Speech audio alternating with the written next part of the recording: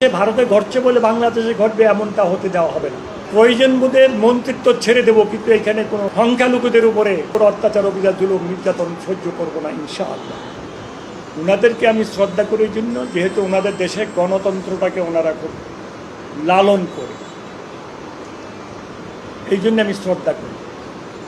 তবে মনের থেকে আরও বেশি শ্রদ্ধা করবো ওনারা যদি ওই দেশের সংখ্যালঘুদেরকে ওনাদের আপন করে নেয়, নিরাপত্তা দেয় এবং ওনাদের জনগণের একটা অংশ হিসাবে মনে করে সমস্ত ব্যবস্থা নেয়।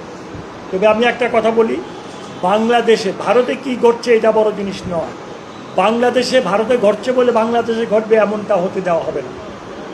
প্রয়োজন বোধে মন্ত্রিত্ব ছেড়ে দেবো, কিন্তু এখানে কোনো সংখ্যালঘুদের উপরে, কোনো অন্য ধর্ম অবলম্বিতের উপর অত্যাচার, অবিচার, জুলুম, নির্যাতন সহ্য করবো না ইনশাআল্লাহ।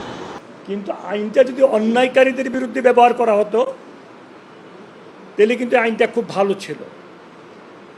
এই আইনটাকে আমরা যে বাতিল করেছি, বাতিল করে দিয়ে কিন্তু তাদেরকে সুযোগ করে দিয়েছি, ওই সমস্ত অখাদ্য কুখাদ্যকে তাদেরকে সুযোগ করে দিয়েছি, অন্যায় অত্যাচার অবিচারে জুলুমকারীদেরকে সুযোগ করে দিয়েছি, একটা ভালো মানুষকে কাপড় ল্যাংটা করে রাস্তায় ছেড়ে দেওয়ার সুযোগ করে দিয়েছি আমরা।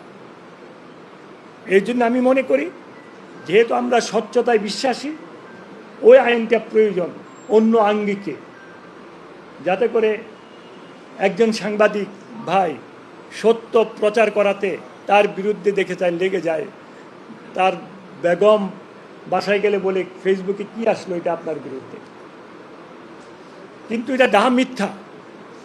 কেন ফেসবুকে লিখেছে? যেহেতু উনি সত্য ঘটনাটা প্রকাশ করেছে, এই জন্য লিখেছে।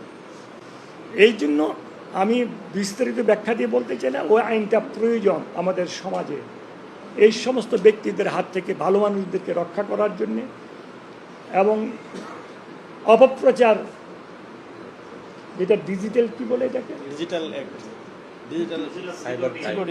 সাইবার ক্রাইম বলে, হ্যাঁ, ওই ক্রাইম থেকে বাঁচানোর জন্য, বাংলাদেশের 18 কোটি মানুষকে বাঁচানোর জন্য এই আইনটা প্রয়োজন ইমিডিয়েট।